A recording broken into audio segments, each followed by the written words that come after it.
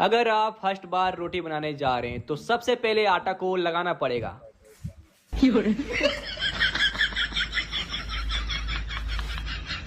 लगा लिया? मुंह में नहीं लगाना था।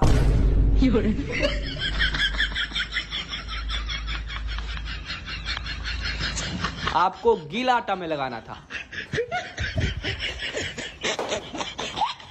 उसके बाद आटा को धीरे धीरे बेलना है।